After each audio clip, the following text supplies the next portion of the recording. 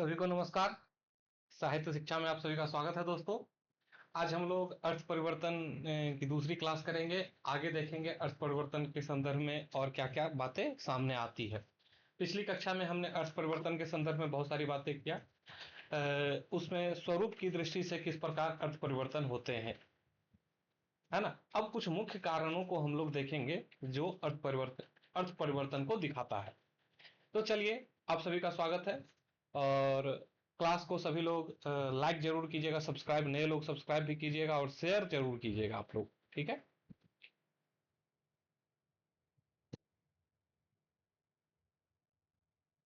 अर्थ परिवर्तन के कारण, अर्थ परिवर्तन में जो कारण है उस कारण में कुछ बातें हम लोग करेंगे।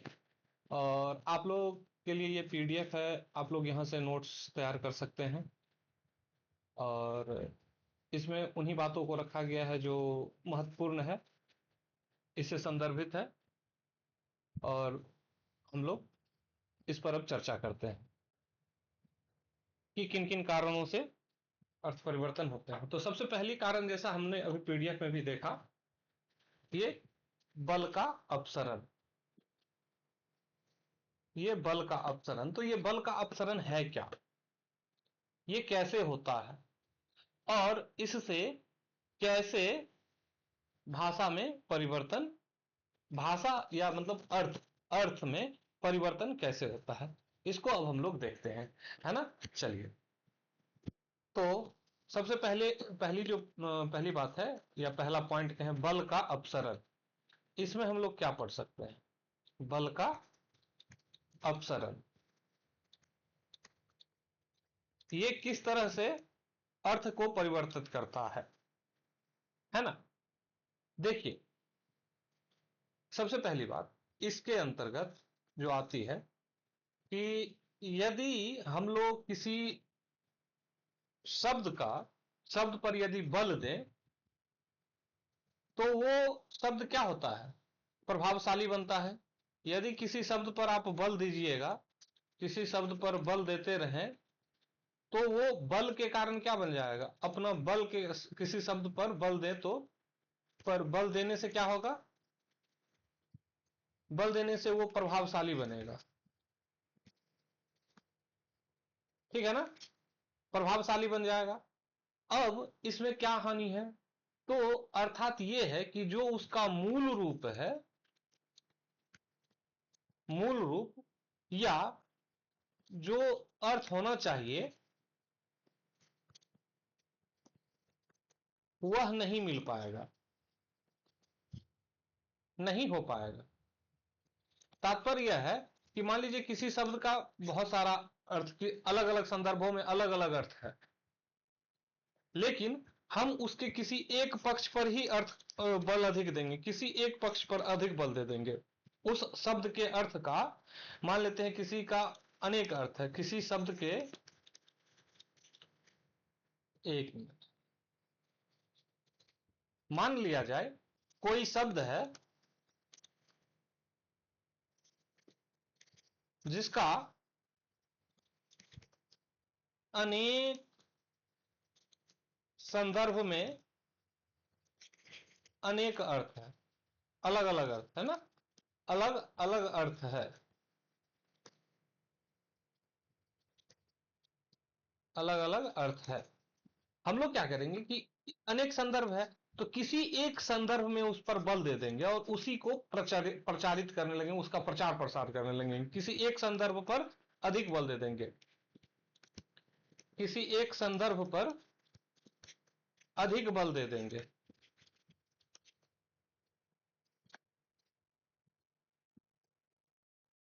इससे क्या होगा कि वो शब्द अन्य संदर्भों में प्रचलित नहीं होकर के केवल एक, जिस पर बल दिया जा रहा है, जिसको प्रभावी बनाया जा रहा है, प्रभावशाली, है ना, जिसको प्रभावशाली बनाया जा रहा है, वही अर्थ में केवल आने लगेगा।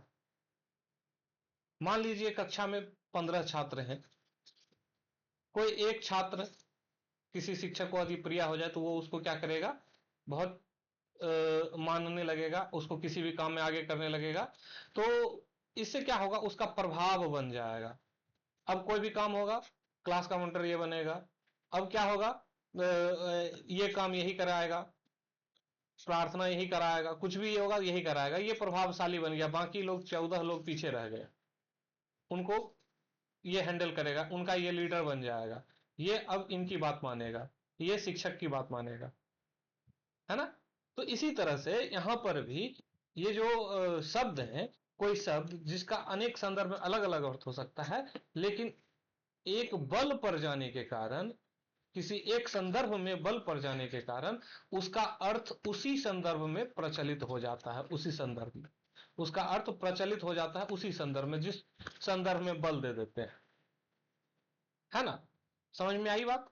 अब देखिए, इसी में हम आपको दिखाते हैं एक, जैसे देखिए कि यहां पर गोस्वामी, उदाहरण के लिए आप देखिए, ये एक गोस्वामी है। गोस्वामी का अर्थ क्या होता है, गायों का स्वामी, मूल अर्थ है गायों का स्वामी, जिसके पास अधिक गाय हो, है ना। क्योंकि गाय गाय रखना आसान बात नहीं ना है, क्योंकि गाय 50 गाय है किसी के पास, तो इसका अर्थ है कि ये धनवान है, धनवान है। क्यों, मान लेते हैं कि अगर एक एक का भी कीमत 50,000 है, 50,000 को 50 से मल्टीप्लाई कीजिए, 25 तो ऐसे ही हो गया, 25 अब इसका 4 जीरो डाल दीजिए, इकाई दहाई सैकड़ा हजार 10,000 लाख 25 लाख का मालिक तो ऐसे 25 लाख जिसके पास रहेगा, चल संपत्ति, चलता फिरता, जब चाहेगा बेच देगा, 25 लाख रुपया आ जाएगा। तो 25 लाख रुपया जिसके पास है वो आम इंसान तो नहीं है, गायों का स्वामी है, तो जिसके पास गाय है वो तो धनवान ही है ना। उसी अर्थ में यहां पे कहा जा रहा है कि जो गाय का स्वामी है वो गोस्वामी कहलाता है। जिसके पास बहुत ही गायें होगी वही धनी होगा। और माननीय आप जिसके पास 25 लाख रुपया होगा उसको तो आप 25 लाख केवल चलता फिरता, है ना, जो बथान का शोभा के लिए लगा दिया गया उतना उतना गाय, तो उसको आप जी जी जी हुजूर कहिएगा, मालिक मालिक कहिएगा, तो माननीय है वो, माननीय है। तथा गायों के साथ धर्म की भावना भी जुड़ी हुई है, अतः उसमें यह भी देखने को मिलता है कि वह व्यक्ति कितना धार्मिक प्रवृत्ति का है, गाय की सेवा किया करता है और वह धार्मिक भी माना जाएगा। देखिए, गोस्वामी का अर्थ क्या हो गया, धार्मिक भी माना जाने लगा। ठीक है, गायों का स्वामी तो है ही, और साथ ही साथ प्रवृत्ति कैसी है, प्रवृत्ति की ये आंतरिक भाव गुण, धार्मिक प्रवृत्ति को दिखाया जा रहा है। लेकिन क्या होता है ना कि आगे चल करके, जैसे भविष्य में गोस्वामी तुलसीदास जी, ये किसी एक जाति के लिए भी हो गया, गोस्वामी जाति के लिए, तुलसीदास जी जैसे प्रयोग में गोस्वामी का अर्थ यही माननीय और धर्मात्मा हो गया, है ना। तो गोस्वामी का अर्थ यही धर्मात्मा हो गया, तो गोस्वामी का अर्थ अब बदल गया, अब गाय को पालने वाला नहीं हो गया, अब माननीय धर्मात्मा गोस्वामी जी हैं, गोस्वामी इंद्रेश जी महाराज, गोस्वामी तुलसीदास जी, ये माननीय और धर्मात्मा संत के साथ जुड़ गया, संत के साथ, संत प्रवृत्ति, प्रवृत्ति के साथ इस शब्द को जोड़ लिया गया, इस शब्द को जोड़ लिया गया, है ना। संत प्रवृत्ति के साथ इसको जोड़ लिया गया, माननीय भी है, धर्मात्मा भी है। अब इसका ये गाय के स्वामी के अर्थ में नहीं लिया जा रहा है, इस अर्थ में नहीं लिया जा रहा है। तो बल का अपसरण एक पक्ष पर हो गया, और जिस पक्ष पर हुआ उसी के अर्थ में यहां पर लिया जाने लगा। तो देखिए, बल के अपसरण से किस प्रकार अर्थ परिवर्तन होता है। अब उसी प्रकार वातावरण के संदर्भ में यदि बात की जाए, देखिए यहां बल के अपसरण पर देख लिए कि किसी एक संदर्भ पर अधिक बल दे दिए, तो वहीं उसी तरह जैसे गाय का स्वामी था, गोस्वामी हो गए। अच्छा, एक चीज, एक आध चीज और देख सकते हैं आप इसमें, एक अगर उदाहरण और देना चाहें तो और उदाहरण दे सकते हैं आप, कि जैसे एक दो शब्द है, गुस्सा, एक दो शब्द है, जैसे गुस्सा को अगर हम ले,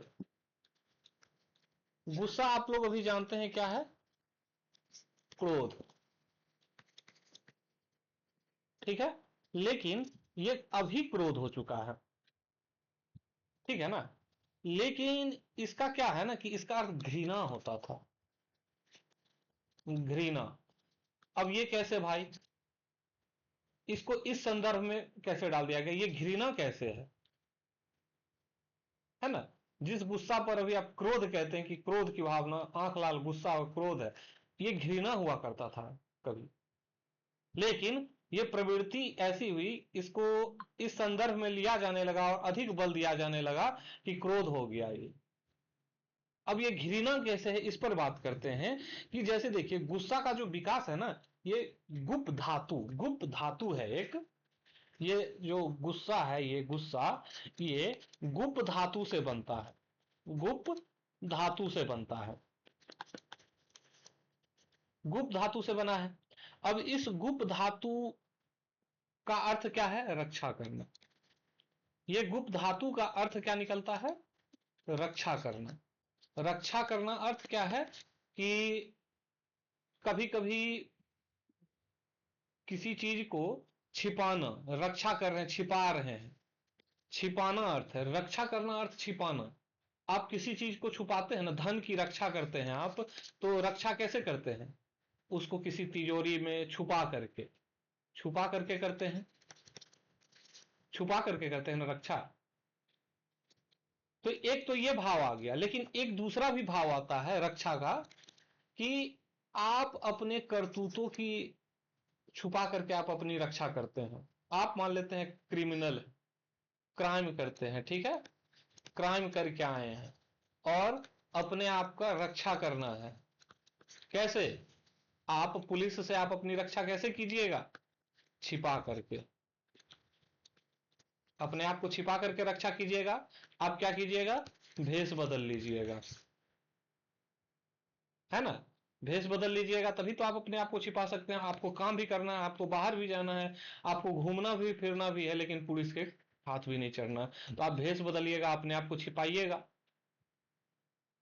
तो ये अर्थ जो निकला रक्षा, ये अपने आप को रक्षा, इस संदर्भ में निकल रहा है। ये छुपाने के संदर्भ में नहीं, अपने आप को रक्षा, कृत्य को छुपाना, अपने कृत्य को, अपने द्वारा किया गया कर्म जो बुरा है ना, जो बुरा कर्म है उसको छुपाने के लिए जो अर्थ निकल रहा है, वो इस गुस्सा का अर्थ घृणा है।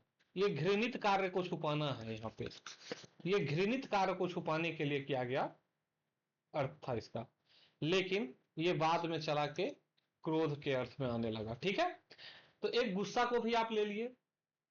इसी तरह और भी अन्य शब्द, कई शब्द हैं संसार में जो जो कई संदर्भों में अलग अलग अर्थों में प्रयुक्त होते थे, ठीक है। अलग अलग संदर्भों में अलग अलग अर्थ था, ठीक है, अलग संदर्भ में अलग अर्थ था।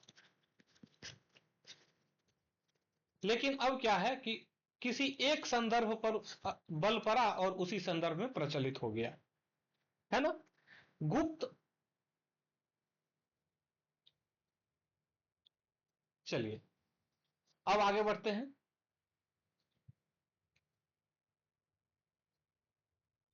अब आते हैं वातावरण में परिवर्तन। वातावरण में परिवर्तन को पढ़ते हुए हम देखते हैं कि क्या इसमें इसमें मतलब किस प्रकार से ये अर्थ को परिवर्तित करता है, ठीक है। ये अर्थ का परिवर्तन किस प्रकार से करता है, चलिए।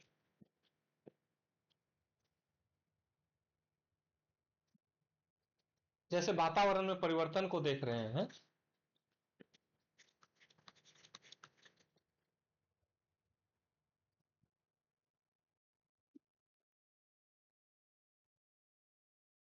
वातावरण में परिवर्तन, ये वातावरण इन्वायरमेंट, जिसको इन्वायरमेंट कहते हैं, है ना। और हम सभी जानते हैं कि ये विविधता का देश है, विविधता का देश है ना। ये उस समय भी इसी प्रकार का विविधता भरा हुआ था,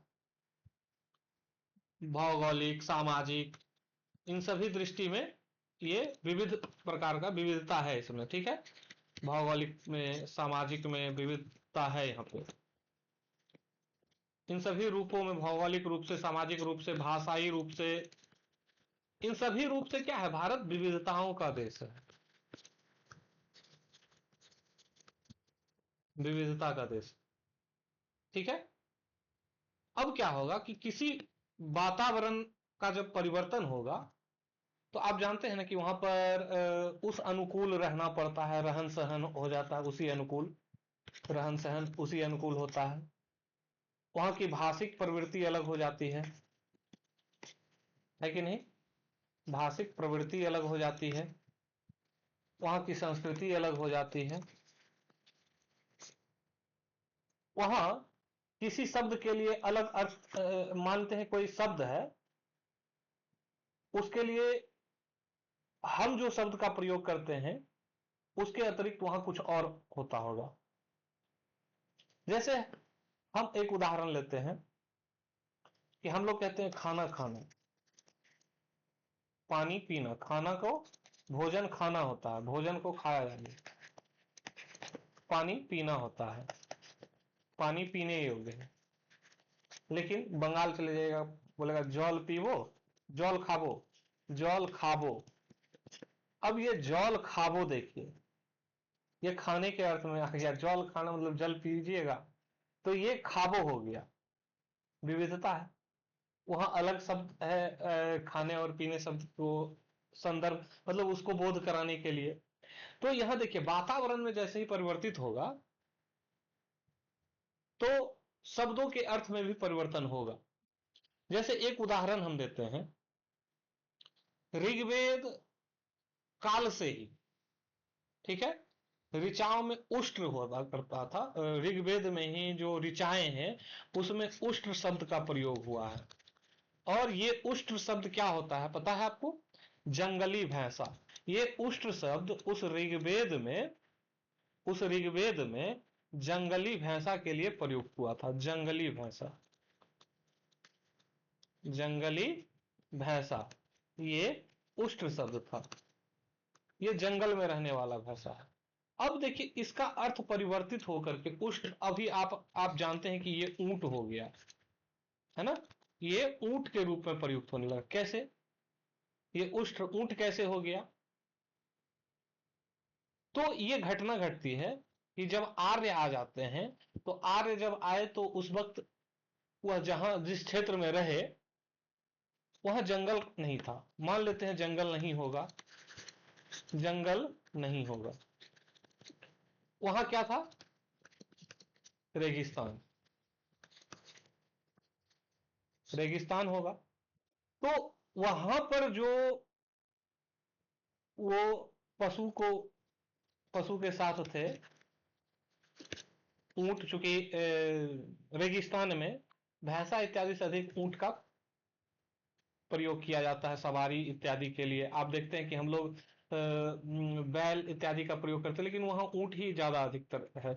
उस क्षेत्रीय वातावरण में वो ज्यादा सरवाइव करता है, उसको चलने में भी आसानी है। तो इन सभी चीजों के कारण तो ये उष्ट्र जो है, उष्ट्र ऊंट के लिए प्रयोग होने लगा। ठीक है।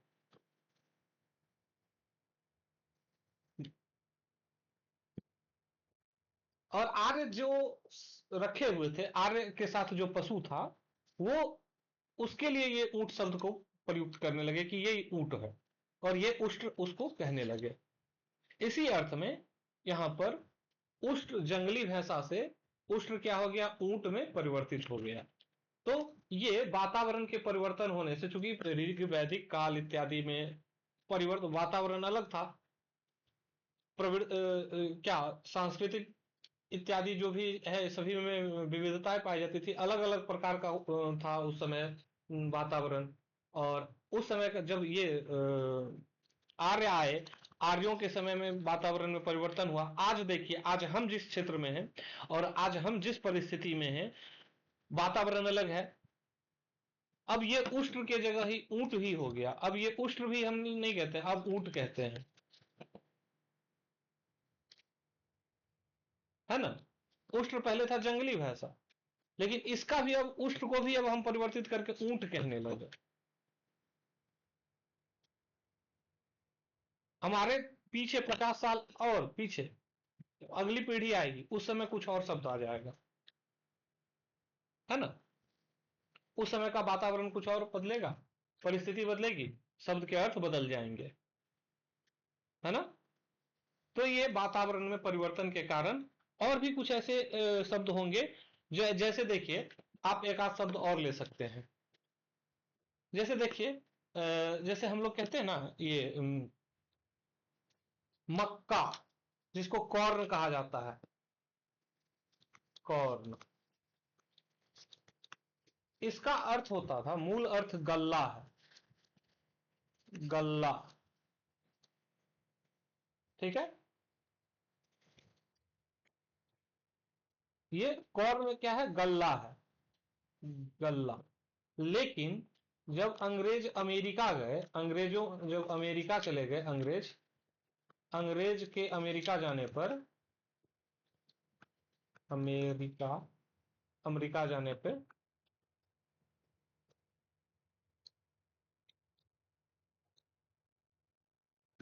अमेरिका गया ये अंग्रेज, तो वहां पर क्या हुआ, ये मुख्य गल्ला जो है, ये अमेरिका जाने पर ये कॉर्न जो है, ये कॉर्न, कॉर्न का अर्थ मक्का हो गया, मक्का, ये जो मकई है, मकई जिसको हम लोग भुट्टा कहते हैं, भुट्टा भी कहते हैं, ये भुट्टा हो गया, ये गल्ला से बदल गया। बाजरा भी इसी अर्थ में, ठीक है, बाजरा भी इसी, स्कॉटलैंड में बाजरा हो जाता है ये कॉर्न, ये कॉर्न स्कॉटलैंड में, स्कॉटलैंड में बाजरा हो गया। समझ रहे बात। अब देखिए जैसे यजमान है, यजमान है, यजमान पहले क्या होता था, यज्ञ कराने वाला, यज्ञ जो करवाता था पंडित जी से, ठीक है ना, ब्राह्मणों से जो करवाता था, ठीक है, मूलतः यज्ञ करवाने वाले को जो ब्राह्मण की सहायता से यज्ञ करवाते थे, ठीक है ना, यज्ञ करवाने वाले व्यक्ति, यज्ञ करवाने वाले व्यक्ति किसके द्वारा, तो ब्राह्मणों की, ब्राह्मणों के द्वारा, या ब्राह्मणों की सहायता से यज्ञ करवाने वाला व्यक्ति यजमान होता था, है ना। इसका संबंध क्या है, यज्ञ कराने से, आप जान ही रहे हैं यज्ञ क्या है। अब लेकिन इसमें अब क्या है, यजमान क्या है, कि अब कोई भी छोटा मोटा पूजा पाठ हो, छोटा मोटा पूजा पाठ हो गया और इसके बदले दान दक्षिणा मिल गया पंडित जी को,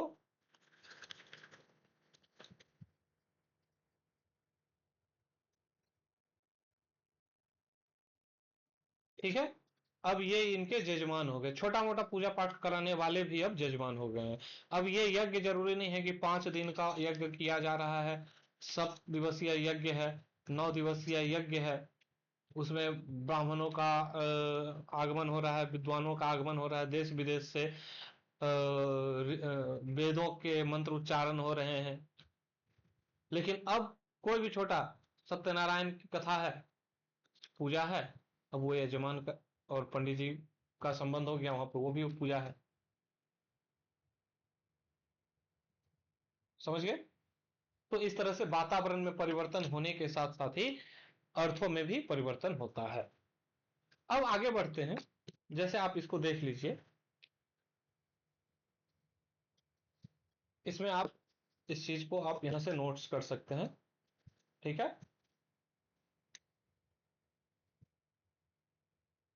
अब आते हैं नम्रता। नम्रता क्या है, नम्रता के भाव को सबसे पहले हम लोग पढ़ते हैं, जानना चाहते हैं, ठीक है। हम लोग देखते हैं कि नम्रता का भाव क्या है यहाँ पे। एक, नम्रता,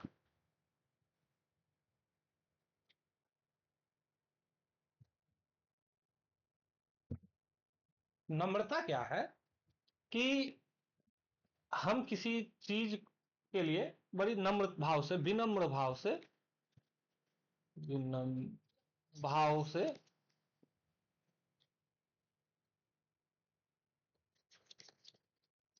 कुछ कहते हैं कि, जैसे मान लेते हैं, बहुत ही आदर से किसी को बुलाते हैं और कहते हैं कभी मेरे गरीब खाना पे पधारिए, गरीब खाना। अब ये गरीब खाना क्या है, विनम्रता का भाव दिखा रहा है कि मेरे गरीब खाना पर पधारिए।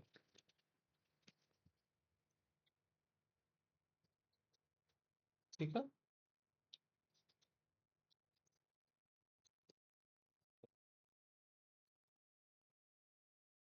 अब यहाँ क्या है, विनम्र भाव। आप रिक्वेस्ट कर रहे हैं आदर से, सम्मान से, सम्मान में कह रहे हैं, ठीक है। अब गरीब खाना क्या है, ये मूलतः गरीब खाना क्या होता है, निवास स्थान है। निवास स्थान को आप विनम्र भाव से क्या कह रहे हैं, घर कह रहे हैं। ये घर है, निवास स्थान है, इसको आप गरीब खाना कह रहे हैं। आपको जवाब में मिलेगा, हाँ हम आपके दौलत खाना पे जरूर आएंगे। दौलत खाना, दौलत खाना पर जरूर आएंगे। ये दौलत खाना क्या है, दौलत को खाना थोड़ी होता है, ये घर है, हम आपके घर पर जरूर आएंगे। समझे। कुटी, जैसे लिखाता है फलाना कुटीर। कुटीर क्या है, झोपड़ी। अब कोई व्यक्ति 5 मंजिला मकान बनाया है, 5 मंजिला मकान है, ठीक है। हम मान लेते हैं कि 5 मंजिला मकान बना लिए। ये 5 मंजिला मेरा मकान है। एक टॉप फ्लोर, सेकेंड फ्लोर, 3 4, देखिए ग्राउंड, 1 2 3 4। अब हम यहां पर नाम लिखवाएंगे अभिनव कुटीर।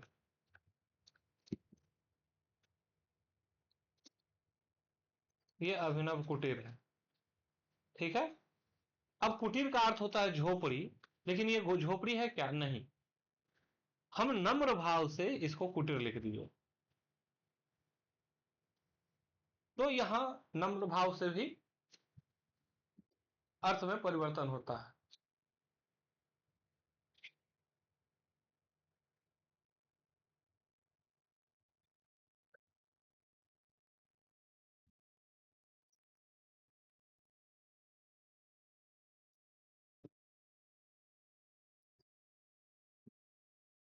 नम्रता, देख लीजिए, नम्रता के कारण भी शब्दों का अर्थ परिवर्तित हो जाता है।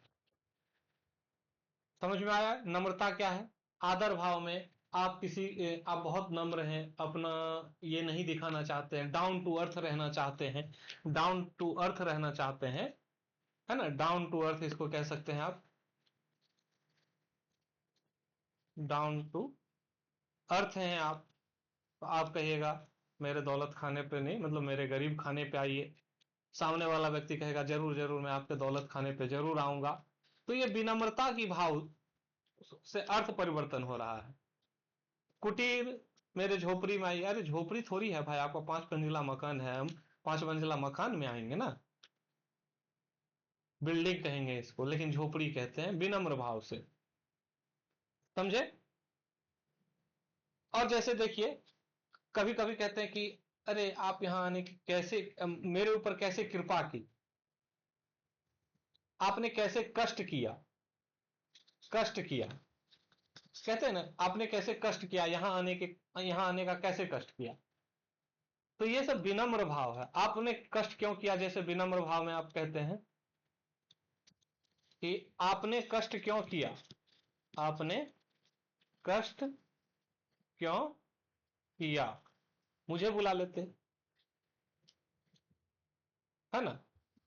मुझे बुला लेते, मुझे यह अवसर देते या सौभाग्य देते कि मैं आ जाता।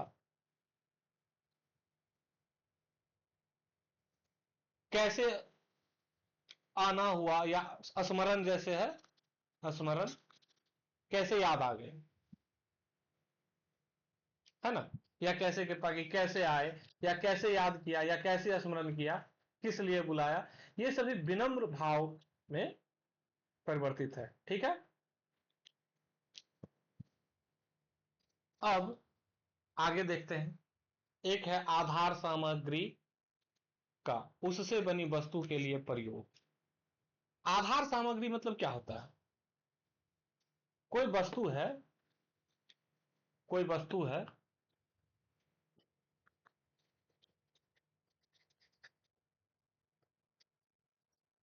वह जिससे बनती है, कोई वस्तु वह जिससे बनती है, जिससे बनती है, वह क्या होता है? आधार सामग्री। मतलब जिससे बनी है वो आधार सामग्री, वह आधार सामग्री है। पहले देखिए यहां पर आप देख सकते हैं ये जो शब्द है सीसा, पहले पहले गिलास, ये गिलास शीशे के बनाए गए थे, दर्पण बनने लगे, अब शीशे से क्या है? दर्पण बनने लगे। तो शीशा का अर्थ क्या हो गया? दर्पण। कहते हैं ना शीशा टूट जाएगा, तो शीशा अब क्या है? दर्पण, चेहरा देखने वाला एक वस्तु। लेकिन पहले क्या था कि पहले गिलास शीशे के बनाए गए थे, तो गिलास का अर्थ बर्तन विशेष हो गया। ऐसे ही मान लेते हैं कि पहले क्या था कि हम लोग आज ना कलम से लिख रहे हैं, अच्छे अच्छे कलम से। पहले क्या था? पंख से लिखते थे। और पंख क्या होता है? लैटिन में पेना कहते, मतलब पेना का अर्थ कलम हो गया। पेना पंख हुआ करता था ना, ये पेना पहले पंख था, यह पेना, पेना पहले पंख था, लेकिन ये पंख, ये पेना, ये कलम हो गया। जब से इससे लिखा जाने लगा ये कलम हो गया। पेना ये पंख नहीं रहा, ये कलम हो गया लैटिन में, है ना। ये पैना का अर्थ कलम हो गया। ये पंख अब नहीं होता, अब पंख कहते थे, अब पंख से ये पैना होता था, ये पंख जिससे लिखते थे वो पंख पैना कहलाता था। अब उसको लिखने का काम में लाने लगे, इसलिए पंख नहीं रह करके अब कलम हो गया। और बाद में यही पैना पेन के रूप में परिवर्तित हो गया, है ना। और पेन का मूल अर्थ पंख से परिवर्तित होकर अब कलम हो गया। समझे ये कैसे? आधार सामग्री जो था पंख, पंख से कलम कैसे हो गया? कलम में परिवर्तित हो गया। ये पैना, पैना पेन बन गया, और पेन कलम के लिए प्रयुक्त होने लगा। शीशा, शीशा जो है अब दर्पण, आईना जिसको कहते हैं, अब दर्पण है। पहले ग्लास के लिए था, ग्लास, ये ग्लास मतलब शीशा ही होता है, ग्लास मतलब शीशा ही होता है। शीशा का ग्लास, बर्तन, है ना। अब ये बर्तन, अब जिसमें चाय वाय पीते हैं, चाय पीने के लिए अब क्या है कि चिकनी मिट्टी वाला, चिकनी मिट्टी के बर्तन आने लगे हैं चाय पीने के लिए, डिजाइन डिजाइन का। तो अब ये ग्लास का अर्थ बदल के दर्पण हो गया है। ये ग्लास बर्तन के लिए नहीं रहा, शीशा बर्तन के लिए अब नहीं रहा, अब ये दर्पण के लिए हो गया। और यहां जो जिसमें चाय पीने के लिए पहले ग्लास बना था, अब वो चिकनी मिट्टी इत्यादि के बर्तन का प्रयोग किया जाने लगा। तो इस तरह से आप देख सकते हैं कि आधार सामग्री का बना वस्तु है उसके लिए भी प्रयोग होने लगा। अब एक और देखते हैं, सुश्रव्यता। सुश्रव्यता क्या है? आइए इसको समझने का प्रयास करते हैं।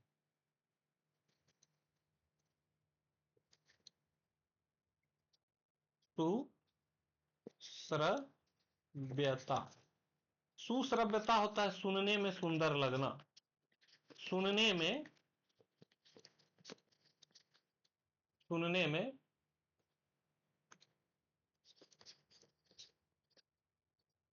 सुंदर लगना, समझ रहे हैं? सुनने में सुंदर लगना। अब देखिए कई सारे ऐसे शब्द हैं जो सत्य होते हैं लेकिन सुनने में सुंदर नहीं लगता, सुनने में सुंदर नहीं है, उसको सुनने से दुख का भाव प्रकट हो जाता है, दुख का भाव प्रकट होता है, ठीक है, दुख का भाव प्रकट हो जाता है। अब जैसे कोई मर गया, कहते हैं कि मर गया, कितना खराब लग रहा है ना। अब इसी को कहेंगे कि गोलोकवासी हो गए, गोलोकवासी या स्वर्गवासी,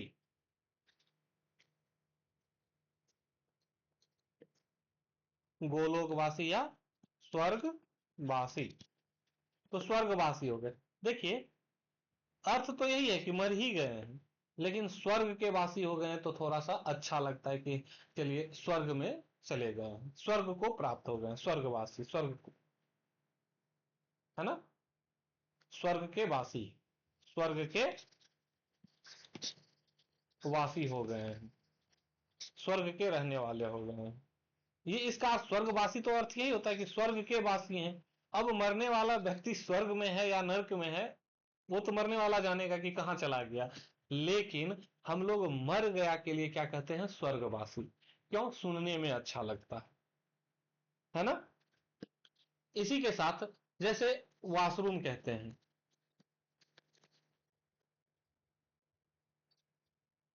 है ना। तो अब इसको अगर हम लोग वॉशरूम कहते हैं या टॉयलेट कहेंगे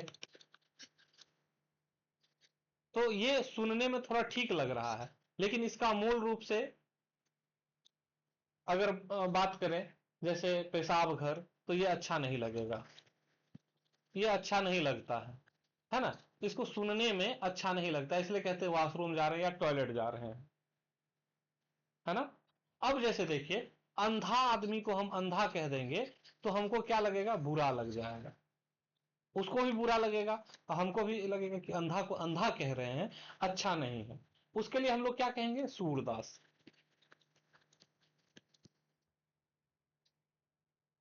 सूरदास कह देंगे। या फिर उसको प्रज्ञा चक्षु भी कह सकते हैं, प्रज्ञा चक्षु।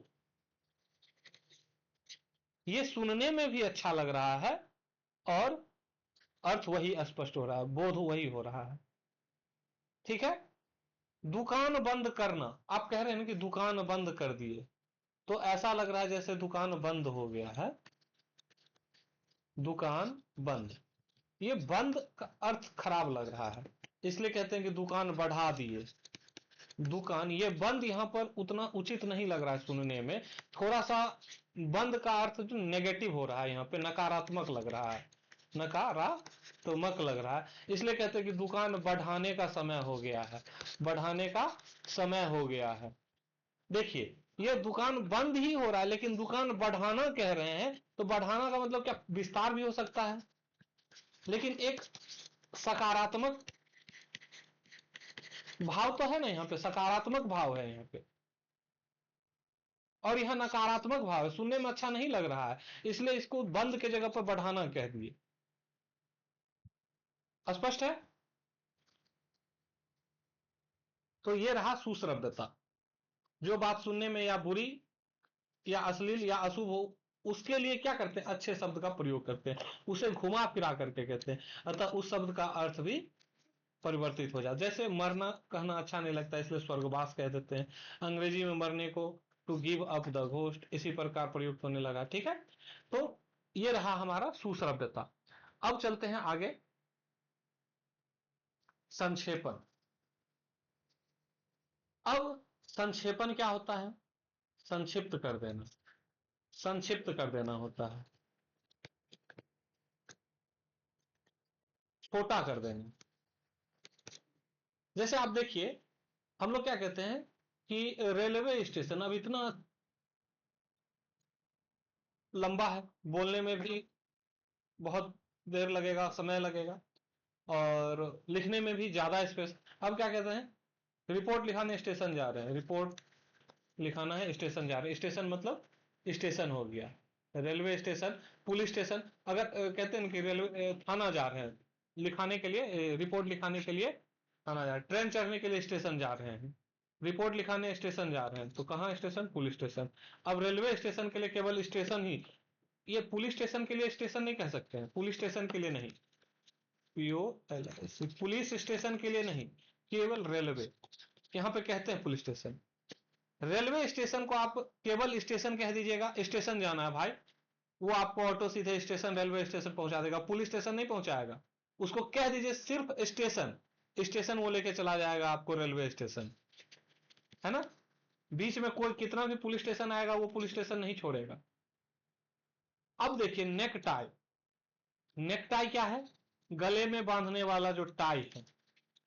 अब हम क्या कहते हैं कि ये गले में बांधने वाला टाई, टाई मतलब होता है बांधना ही, टाई का अर्थ क्या है, बांधना ही है। है ना। टाई मतलब बांधना ही होता है, अब नेक में, गला में बांधना। अब हम गले में बांधने वाला टाई नहीं करके सीधे टाई कह देते हैं कि टाई दो तो जी, मतलब बांध दो जी। लेकिन ये टाई है ना, वो कपड़ा, वो जो कपड़ा है जो बांधते हैं वो होता है, ना कि टाई का मतलब बांधना। वो कपड़ा के लिए, ये बांधना नहीं होगा यहाँ पे। यहाँ ये जो टाई है बांधना नहीं होकर के क्या होगा, वो कपड़ा, वो कपड़ा जो गले में बांधा जाता है, पट्टा पट्टा जैसा जो रहता है, जो स्कूल कॉलेज में पहन करके जाते हैं, वो पट्टा जैसा गले में पहनने वाला वो टाई। ये बांधने के अर्थ में नहीं है, ये यहाँ पट्टा के अर्थ में टाई है, दे दीजिए टाई बांधने। प्रिंसिपल टीचर, ये प्रिंसिपल टीचर के लिए प्रिंसिपल तथा बाइसिकल के लिए अब साइकिल है। तो संक्षिप्त हो गया अर्थ, है ना। अब देखिए लाक्षणिक प्रयोग। लाक्षणिक प्रयोग से शब्द के मूल से अतिरिक्त अर्थ का विकास हो जाता है। जैसे मोहन गधा है, गधा का अर्थ क्या होता है, मूर्ख। गीदड़ का कायर, शेर का वीर, सुअर का गंदा, जैसे अर्थ इसी श्रेणी में। जैसे कहते हैं ना, छी सुअर जैसा दिख रहा है, मतलब गंदा दिख रहा है। सुअर जैसा दिखना, गंदा दिखना, है ना। शेर होना मतलब साहसी, वीर होना, साहसी या वीर होना। देखिए शेर का अर्थ परिवर्तन हो गया, लाक्षणिक, लक्षण करके, उसको लक्ष्य लेकर के, उसके गुण और भाव को, गुण जो है उस गुण के आधार पे लक्षण किया गया है, और किसी भी व्यक्ति को लक्ष्य करके कहा जाता है। ठीक है। तो ये इस प्रकार कुछ 6-7 जो अर्थ परिवर्तन के कारण है, ये रहा अर्थ परिवर्तन के कारण। अब एक चीज और इसमें आपसे अगर एकेडमिक परीक्षा के दृष्टिकोण से पूछा जा सकता है कि प्रवृत्तियां क्या है।